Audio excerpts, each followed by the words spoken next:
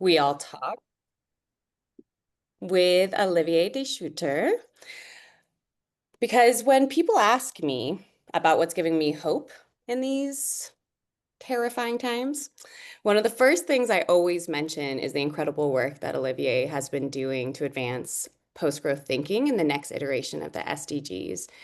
And so, as the UN Special Rapporteur on extreme poverty and human rights, he has used his position, expertise, and influence to really confront head on many of the hardest political barriers to the well-being economy movement. And so the first being the moral justification of GDP growth as necessary for poverty alleviation.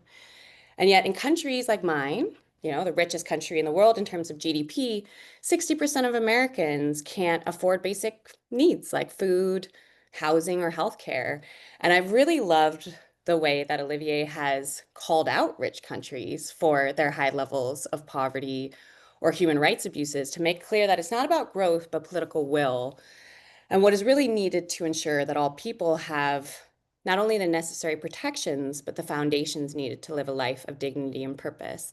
And to really illustrate that the system itself is extractive and generates poverty around the world, and that in order to transition to a well-being economy, this is about being clear that we need to more proactively be clear on what do we actually want to grow and to focus on our commitment to economic human rights like food, water, housing, education, etc. And the second major barrier he's confronted head on is the issue of the welfare state. As what makes GDP such an eloquent indicator is that it's both a proxy for economic output and national income, which means that governments have been locked in this growth imperative because they view it as necessary to generate the taxes needed to fund essential services or environmental initiatives. And this is a particularly tricky widget, but rather than minimizing this reality, Olivier has brought it front and center and made very clear that governments can no longer afford this approach, as the increasing frequency and severity of the social, environmental, and political crises generated by this growth requires us to move upstream and proactively design economic systems that are equitable and regenerative first time around. And last but certainly not least, he's really confronting the barrier of our collective imaginations, as we've all probably heard this truism that it often appears easier to imagine total environmental apocalypse than a different economic system.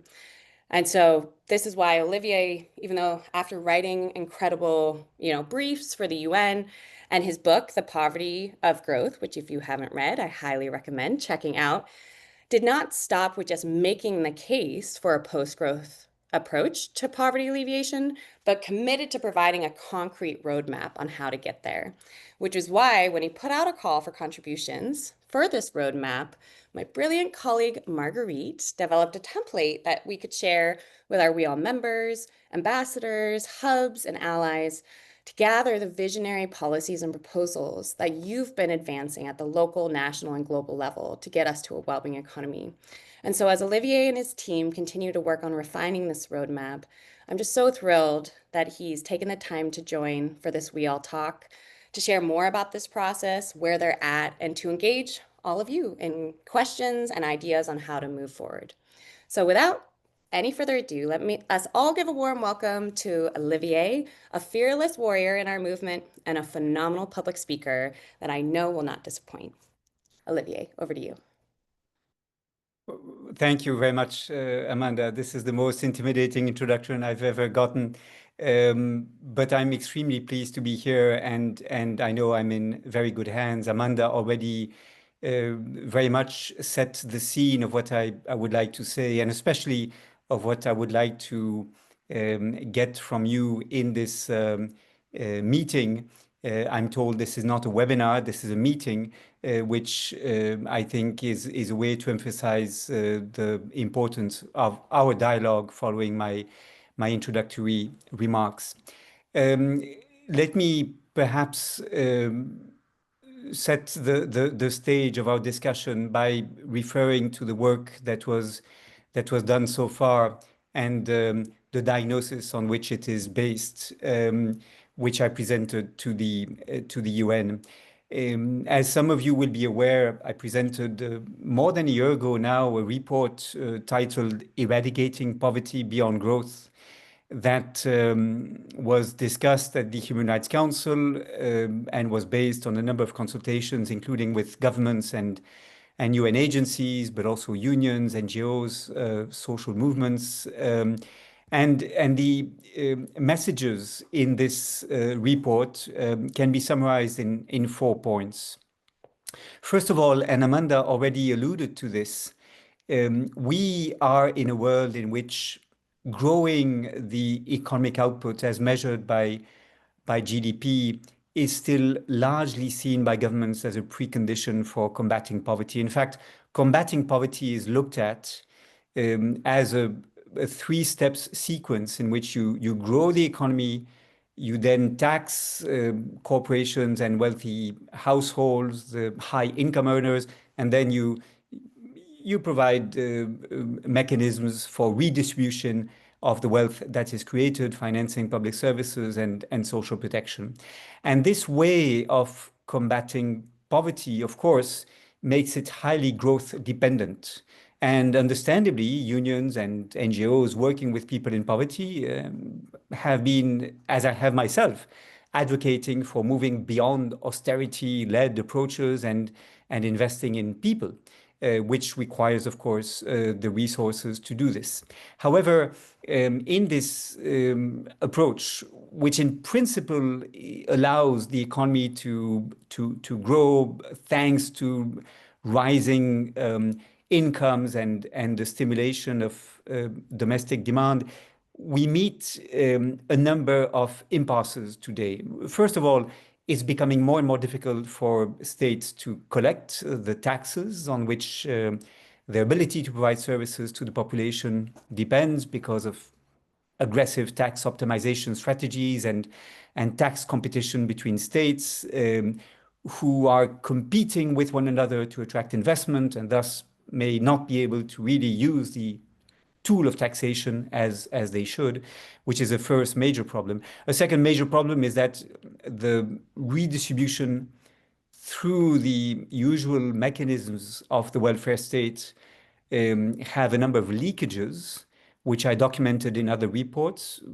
In summary, the more you seek to focus your support on low-income households, the more you impose hurdles and conditions for adequate targeting, leading to exclusion. So you end up being unable to reduce poverty effectively. And the third problem is that you rely on the prosperity of private economic actors, of corporations, because you depend on their prosperity in order for public revenue to be collected. So the state is taken hostage, if you wish, to the major economic actors.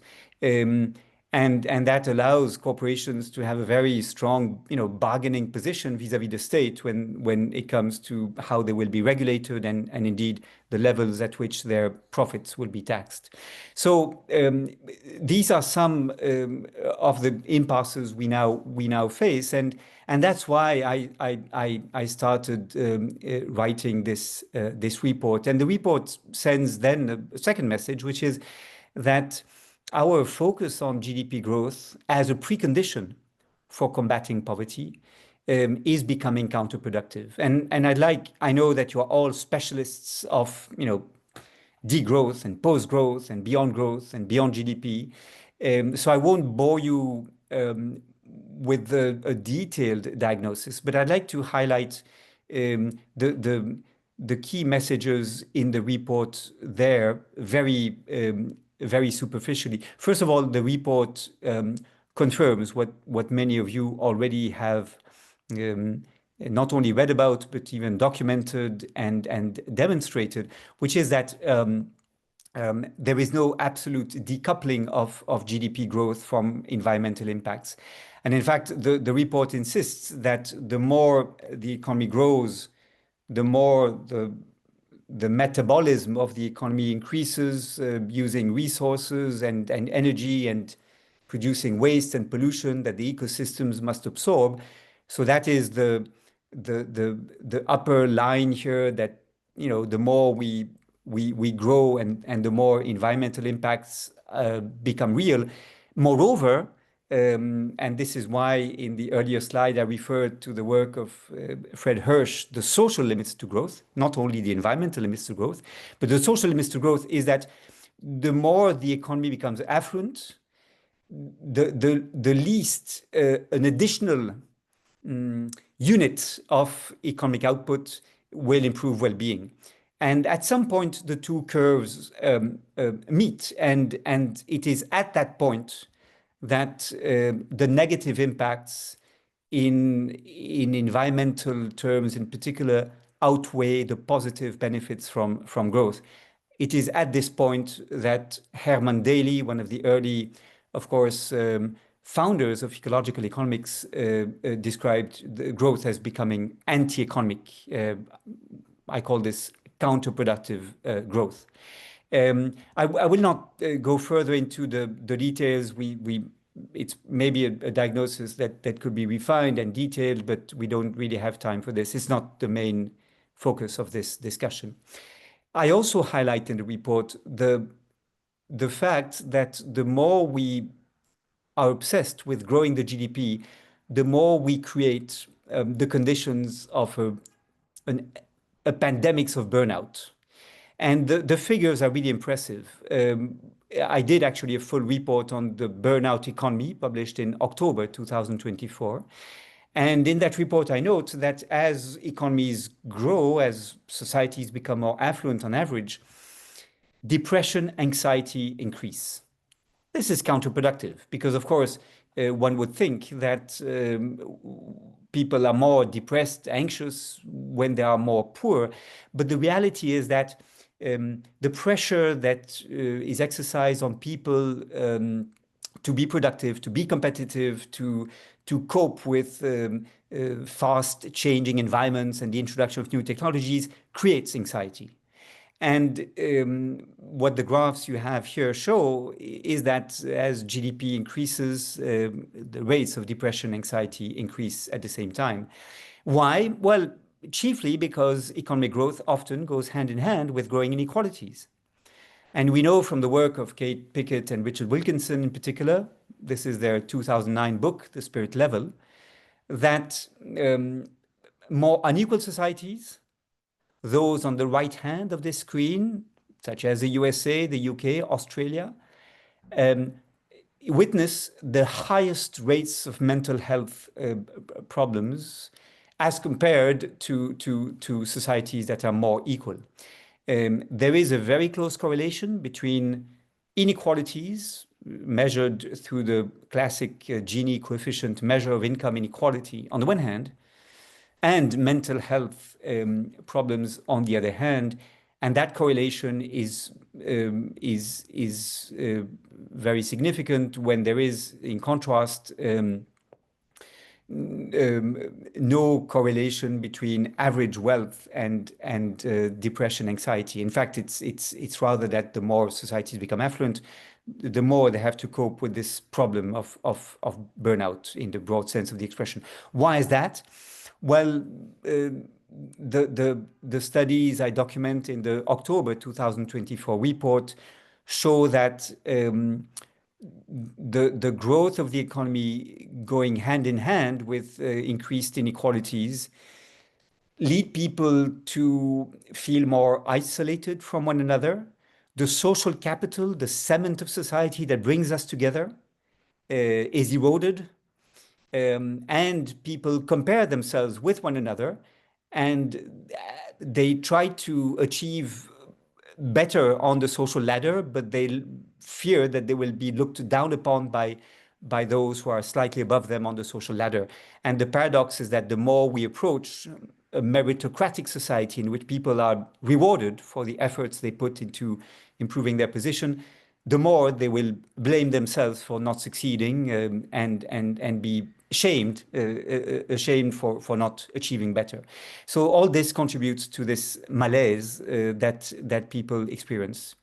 This is also behind the work of Anne Case and Angus Deaton. Angus Deaton, many of you will be familiar with his work. Nobel Prize in Economics for his work on public health issues. And Anne Case and Angus Deaton published their work on That's from Despair and the Future of Capitalism, in 2020, in which they show this extraordinary fact that for some parts of the US population, life expectancy is diminishing, which is unique in the history of human civilization, apart from episodes of war or epidemics.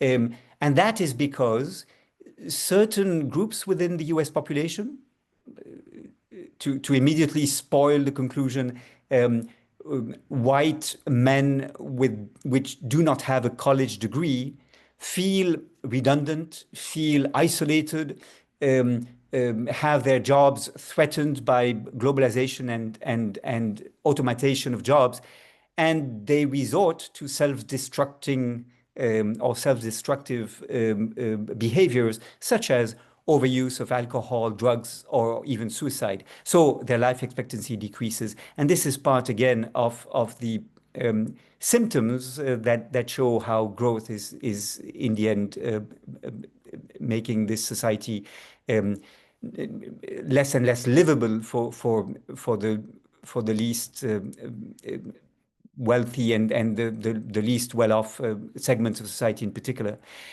Finally, let me note, to close on the diagnosis, that we have been putting many hopes in GDP growth. We hoped that it would create jobs, that it would allow wages to increase, that it would allow the financing of public services and social protection, as I mentioned from the start, that it would allow the financing of environmental measures and the investment in public transport, in renewable energies, and the insulation of buildings. All this requires resources, so we need to grow the economy. The problem, however, is that the tools we use to grow the economy lead to worsen the very problems that growth was meant to address. For example, flexibilizing the labor market, facilitating trade and investment, or introducing technologies that will save labor, but at the same time increase inequalities and fragilize the mental health of workers, particularly those who feel that they become redundant with the introduction of new technologies. All this it contributes to the diagnosis that we should look for something else. We should look for a different way of combating poverty than going through the increase of GDP. And indeed, that is the third message of the report. A different approach towards combating poverty is possible. The report is, let us be very candid, relatively less developed on that point, not only due to space limitations, but also because it's very complicated. How do we combat poverty without growth? The report looks at essentially 4 avenues to respond to that question. The first one, and the most obvious, is to focus on reducing inequalities rather than growing total economic output. And reducing inequalities is important for at least 4 reasons. The first one is the most important, but the most difficult also to explain. And it is this: most of the economy responds to the price signals expressed by the demand that those who have a high purchasing power can express by the dollars they can put on the table. Think about the market economy as a huge auctioning process in which the richest groups of the population can command the use of scarce resources that others will not be able to mobilize because they don't have the purchasing power. And the more you have inequalities in society, with people able to pay a lot of money for very powerful cars and mansions with swimming pools and even private jets, or many luxury items, the basic needs of people in poverty will be met. In other terms, the economy will be inefficient in meeting the social needs if we tolerate high levels of inequality. That is the first, and in my view, the most significant reason why we should do much more to tame inequalities. If we want to succeed in combating poverty whilst at the same time reducing our environmental impacts. The other reasons are very familiar to you, I'm sure. As inequalities are tolerated or even tolerated to increase, we have huge financial assets that are invested sometimes in ways that are very problematic for the environment. In fact, most of the ecological footprint of the richest groups in the population are the result of their investment choices. That is what Lucas Chancel, for example, from the Paris School of Economy and the Inequality Lab documents very well. Moreover, as we have inequalities in society, the lifestyles of the ultra-rich send a message to the others that this is something they should aspire to. And status competition, the anxiety of not being left behind leads people to choose to consume in ways that are unsustainable. And that is what I call also the modernization of poverty, the modernization of poverty in the sense that even if your basic needs are satisfied, you will still feel socially excluded if you don't have, the latest iPhone or the equipment that will allow you to not to be ashamed at school for your kid and so on. So inequalities have this impact on consumption choices that are problematic. Fourth and finally, we know that inequalities lead some powerful economic actors to be able to convert their economic influence into political influence, leading to what some have called the cycle of the Medici, in which money allows you to buy power, and that power you use to make more money. And the oligarchy we see in the White House or behind the Trump administration today is one example illustrating this to the point of caricature, of course. The second component of a human rights economy the report looks at concerns taxation, how to mobilize resources to finance the public services the state provides. Until now, the premise has been we need to grow the economy because that's the only way the state can finance itself. But there are other ways of financing the state. I argue in the report by taxing wealth, by taxing the ills of the economy. And we could go into the details of this, but there's a growing interest in, solidarity levies on aviation, on maritime transport, on luxury items, for example, and of course on fossil energy extraction. The report mentions some measures that could be taken to tame consumption, combating excessive consumption and planned obsolescence. And of course, the report discusses the world of work, how we can democratize the economy. I strongly believe that the more workers have a say in what is produced and how it's produced, the more sustainable the strategic choices of companies will become. And I'm also convinced that we should encourage the growth of the social and solidarity economy and allow, therefore, people and planet to be prioritized above profit making for the benefits of shareholders. Gilles Coles, who is in this conversation, is one very strong ally in this respect. And more generally, people in the ILO working on these issues are extremely supportive of this effort. I will not say more on this, although there would be much more to be said. The fourth message, and here we enter into what is perhaps new ground for you. We are now trying to build on this by trying to encourage the development of a collective effort of co-construction of a post-growth development scenario that basically should expand the toolbox that governments have at their disposal to allow them to be less growth dependent. And what we will try to do in the next few months, but the effort has started already, is to develop in a very bottom-up fashion a series of proposals that will stimulate debates at the domestic level, at the level of member states of the UN, so that they can find a trajectory of development that will not require them to grow as much as in the past. I'm completely aware, I think we are all completely aware, that each country has to define its own trajectory. There's no one size fits all, and there's no blueprint that can be applicable across all world regions or countries. And if we keep in mind the framework, very influential framework proposed by Kate Raworth with the donut economy, we know, and this is courtesy of Kate, whom I thank for this, each country is in a different position. The US, for example, has completely exceeded most of the planetary boundaries that we should be attentive to, at the same time provides for most of the social needs of the population, whereas other countries, such as Malawi, do the exact opposite.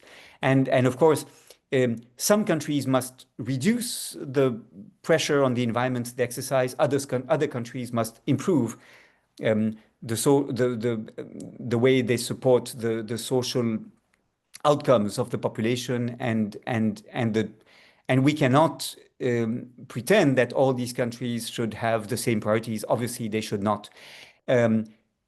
This graph, which comes from Kate Raworth, shows how different countries rank differently on this chart that looks both at the planetary boundaries and at the social needs that have to be satisfied. So what can we do? Well, what we can do is perhaps identify in different areas the policy tools that could be mobilized in order to be less growth dependent, depend less on increasing the GDP as a precondition for everything else, and adopt reforms that will improve well-being and realize human rights without further exploding the planetary boundaries.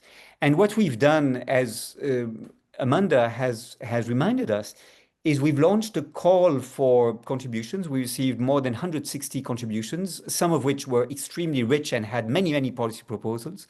So it's literally hundreds in the end of suggestions that were made.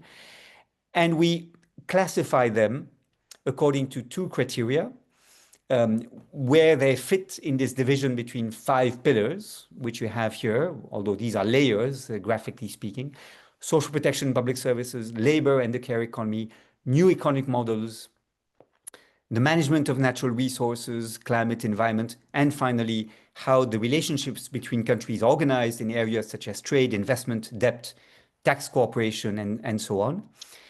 And we look at the measures, short-term, mid-term, long-term, what can be done immediately, what will require more years to be done.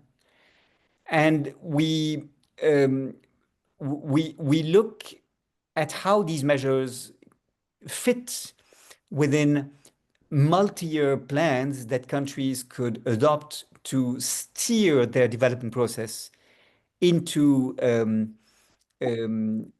improving well-being without depending on growth. Let me take one example of the world of work. Right? What do we do to improve how the organization of work can gradually move countries beyond growth? Well, we received many proposals, and what we did is organize these proposals so as to identify what can be done in the short term, what should be done in the long term. And in the short term, we could, for example, start with valuing better care work in sectors such as healthcare, education, which are underpaid and often unrecognized and even unremunerated, and mostly feminine, which is not by accident. And we should, of course, start by valuing better care work and avoiding work to be valued based on the ability to pay for the beneficiaries of the work that is performed. But then we also have to improve workplace democracy.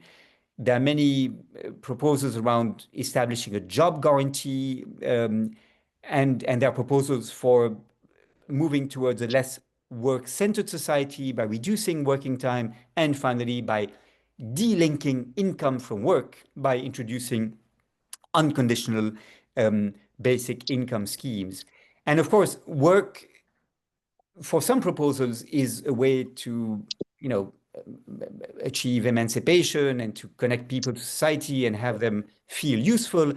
And in other proposals, such as proposals around the job guarantee, work should satisfy unmet social needs and provide, at the same time, an opportunity for people who are without a job and want to work, economic opportunities. And finally, work can be gradually reduced, and we can have much more balanced lives in which work is less at the center of our lives. And all these proposals may seem contradictory and competing with one another, but in a pathway thinking, ordered between what is the short term and what is the long term vision, we can perhaps achieve something. And so these proposals, if we, to use this metaphor, if we look at this not as an exercise in architecture, in building a vision, but rather as an exercise in music, identifying the notes that should succeed one another to gradually prepare the rest, then we can perhaps achieve something. And the small steps we um, take their full significance if they are connected to the long-term vision we try to achieve. And that is what the sixth pillar would need to do. So we call this the 5+1 approach, because we have five substantive pillars and then the sixth pillar, which relates to the governance of transition. And here we look at which indicators we would need to adopt, which participation tools we need to design to adopt multi-year action plans, how we can monitor progress towards implementing these plans in order to ensure that governments keep on track once they've adopted these development plans that move beyond growth. The objective in the end is really to propose scenarios that in the next discussions around global development goals will alert governments to the fact that growth should not be the passage obligé, the condition sine qua non for all the improvements they want to make.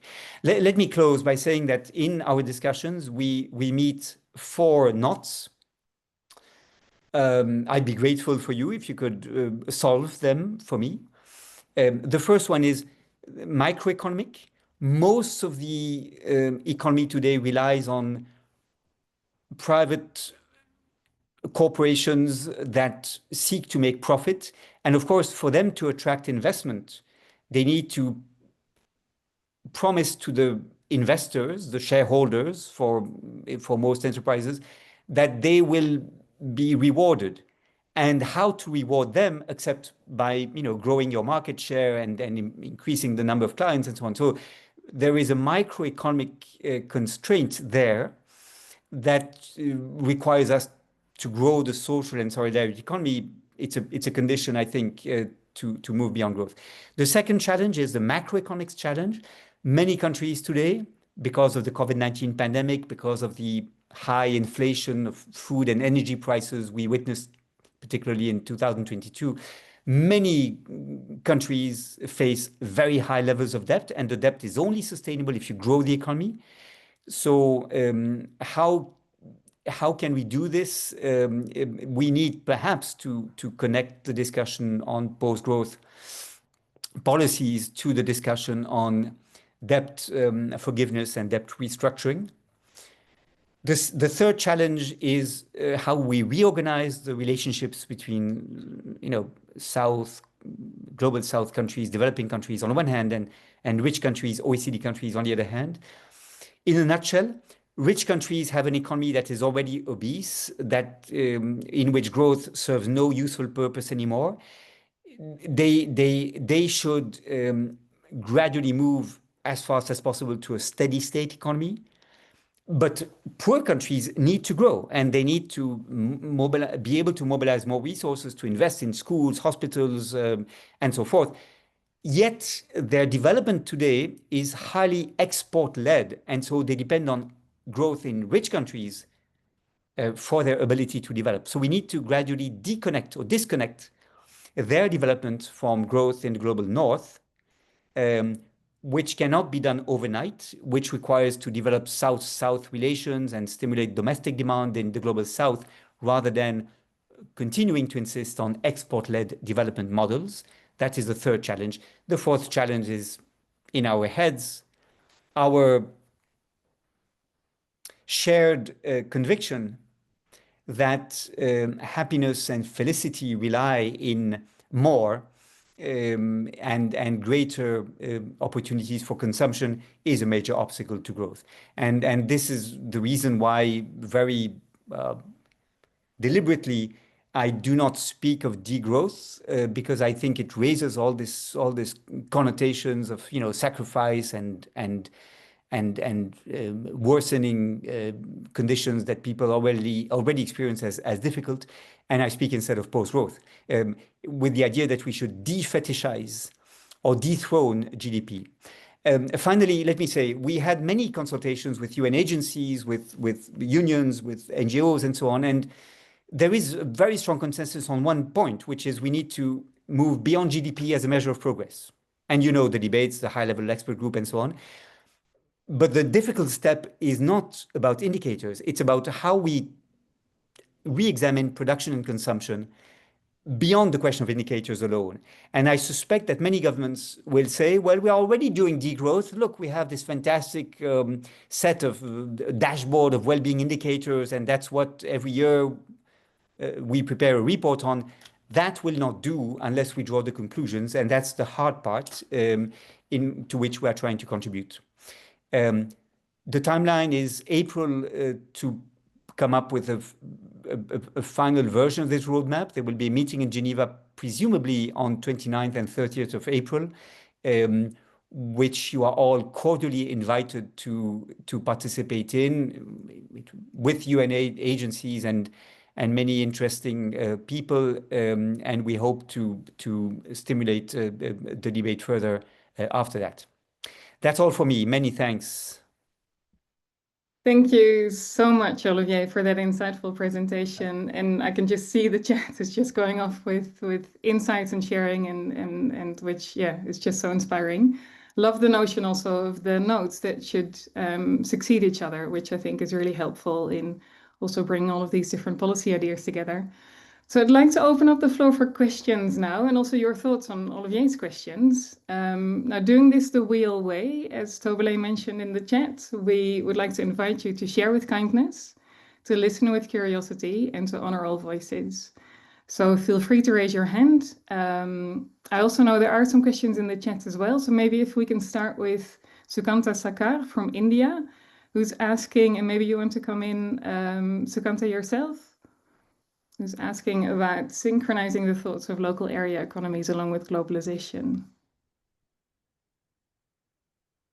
Would you like to come in? Yeah. Thank you. I am working on this local area economy. While working on the local area, taking a village and taking the export and import of a village, always the export is higher than the import.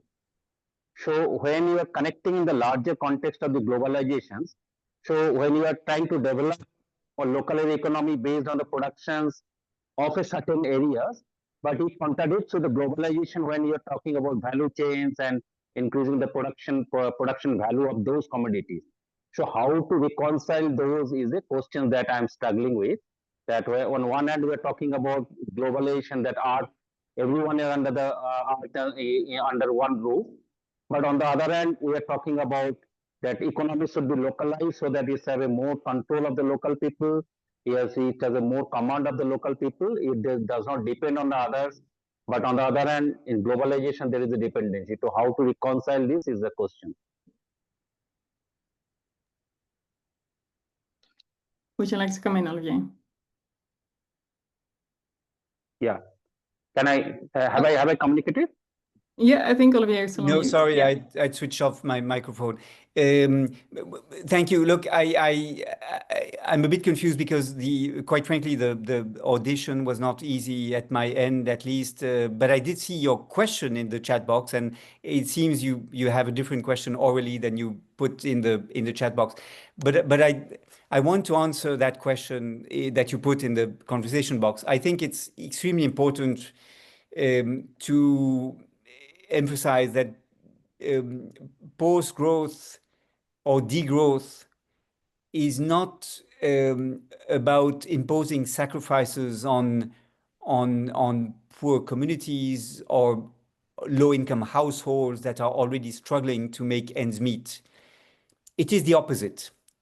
Today, growth is exploitative of cheap workforce. It's extractive of scarce resources, and it is not democratic planned. It is basically the result of economic market mechanisms that are escaping any form of democratic accountability.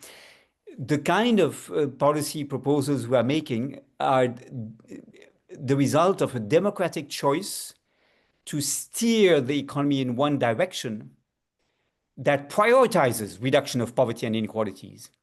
And it should, I completely follow what Vlad Bunea in the conversation box mentions, it should benefit low-income households because inequalities are what these low-income households are impacted by. And we should absolutely connect the concern for social justice with the concern for environmental sustainability and any post-growth proposals. Quite a few of my reports to the UN were around this issue of the just transition. So I think it's really important. And therefore, I completely refuse this idea that some governments sometimes express that we've experienced post-growth with the COVID-19 pandemic, and you see how people were, unhappy about this. It's absolutely not the same thing to be confronted with a crisis which takes you ill-prepared and that strikes the poorest worst, or to democratic plan a transition towards something else. So I think it's absolutely, and in fact we all those of us who care about the future of the planet and our environmental impact know that we will fail unless we take into account the needs of low-income communities. Great, thank you, Olivier. Birgit, if we can go to you, and then afterwards, Cecily has asked a question in the chat, and then Eva. Okay, hello. It's nice meeting you. I'm Birgit, and I'm really following your meetings really wholeheartedly because it's something I really care about, because I'm a critical economist and I really try to find out what makes me happy, and maybe it's concerning other people.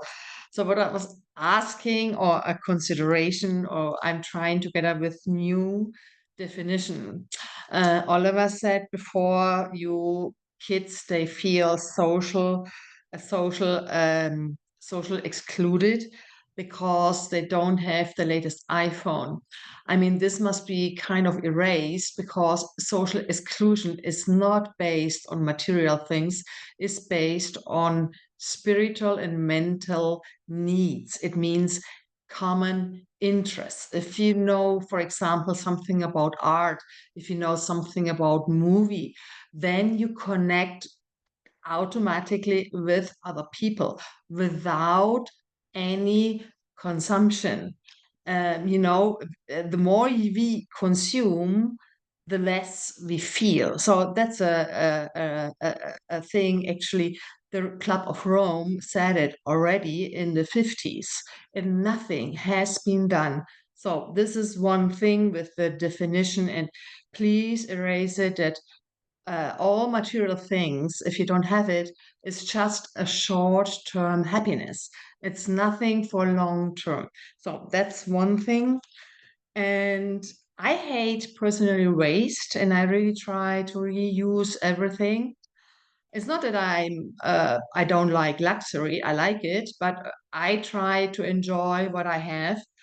And since I'm German and we got brought up with we have to separate our waste, and now it's very hard to produce something because it's the CO2 which we have to lower in the whole world. My question is then in the States, when I hear then in Florida, and they have the air condition on, like in all over the States, but not that they have only the air condition on at 16 degrees something. They leave even the door open. So all that cold air goes in the summer heat outside. So this is a waste. I don't understand why nothing can be done. It would be so easy. Just close the door. So if you need air condition during the summertime, so you really need your sweater and when you have your t-shirt on and we go shopping in the malls, it's so cold. If you really need this air condition, 16 degrees is even a law. The government said it's 16 degrees, even in the bus. And at least close the door. I'm just aware of all the questions. So I'm just gonna give Olivier a chance to respond. Okay. And last question is, who's giving the parameters for the gross domestic product? Who does it at the end? Are this all men or are this as well women? Because all this caring must be as well considered money-wise. That's it. Thank you very much. Thanks so much, Birgit. Olivier, lots of questions. No, still on mute, if you could. No, I was going to propose that we collect more questions to avoid people being too frustrated. Okay, yeah, that sounds good. So there's a question from Cicely in the chat who's interested in your views on the need to address the monetary system and the potential of inclusive financial innovation based on what's valued by communities. So question there, and then maybe I'll take one more question. Eva, if you'd like to pose your question, and then afterwards Elisa and Carolina would try to go to you. Yes, thank you. Thank you very much, Margaret, and thank you very much, Olivia, for sharing this, all the work that you have done. I had a comment and a question. So the comment is, I think we're now seeing that there is a need for these restructuring of other mechanisms internationally, so that there are other types of voting. So I think on the third on the third gap that you were saying, how can we build other mechanisms internationally that take into consideration also other global South priorities? And this is a learning, no, like top down, bottom up. And I think that there is something there. And my question was, thinking of these policy tool that you're creating, is there any way to prioritize certain sectors that maybe have more potential in each of the countries? I think that would be quite relevant, because with this systems thinking, complex challenges, I think that would be something very relevant for places. Thank you. I'll give Olivier a chance to respond, and then we'll come back to you, Elisa and Carolina. Well, thanks. First of all, on Birgit's comments, I think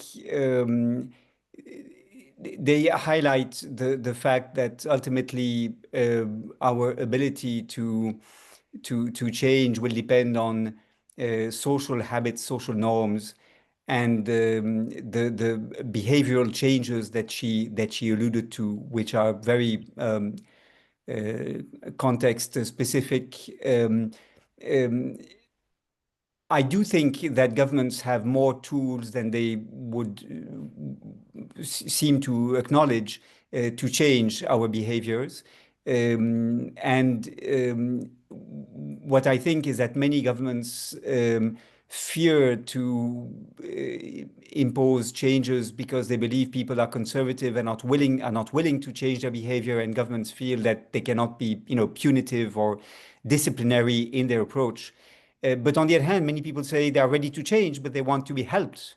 They want to be supported. They want, for example, for public transport to be affordable and public transport to reach, to be easy to use. And if we could make the sustainable choices easy and affordable, clearly the behavior of people can change quite quickly. And we have examples of such, bandwagon effects in how social norms change that could be a source of inspiration. So nudging those behaviors and changing the incentives is really important. Part of the post-growth approach is to rely on the full range of tools that can be used to achieve this. Not only economic incentives, making affordable what is most sustainable and rewarding the good types of practice, but also changing the built environment, for example, investing in infrastructure and so on. So it's certainly part of what we need to think about. On the role of finance and the monetary system, I think here it's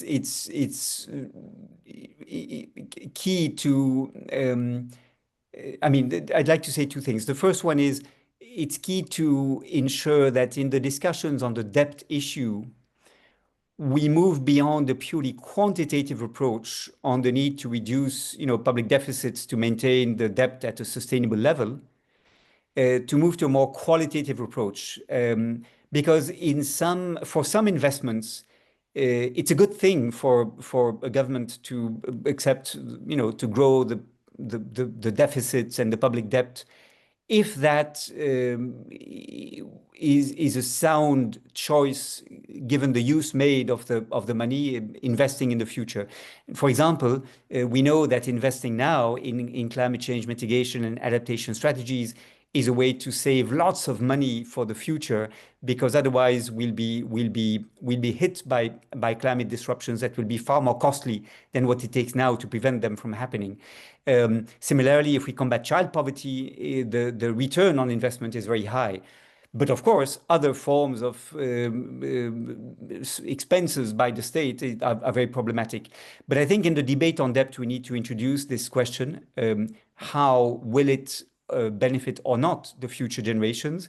And we need to move beyond the current debate, which is basically about numbers and about the sustainability of high levels of debt that governments must refinance by borrowing on financial markets. And the second point I would like to make on this question is that many of my friends working along, in the broadly construed degrowth or post-growth movement, they rely on the modern monetary theory to basically say that whatever a country can produce, it can pay for, because it can pay with the local currency whatever it takes to insulate buildings or build schools or invest in renewable energies and so on. And there would be no limit to what a government can spend, because the government can basically create the money, except if the productive system is enabled to deliver, and that may then result in inflation. But the reality is that for many countries, they have to import technologies, machinery, or raw materials in order to satisfy the needs of the population. And so that they cannot do infinitely simply by creating money. Why? Well, because if, Sierra Leone wants to import from technologies from Germany, it cannot pay with the local currency. It must pay in dollars, right? And so that is, I think, a major problem. This high dependency on countries on imports, forcing them to have an export-led type of development. And I will leave it at this, but I think that's the limit, perhaps, of the modern monetary theory that my friends Jason Hickel and others promote. The question of Mathilde Leites it leads me to reflect on how we will choose the policy proposals that will make it to the top of the list. what we are doing now is collecting proposals, studying them.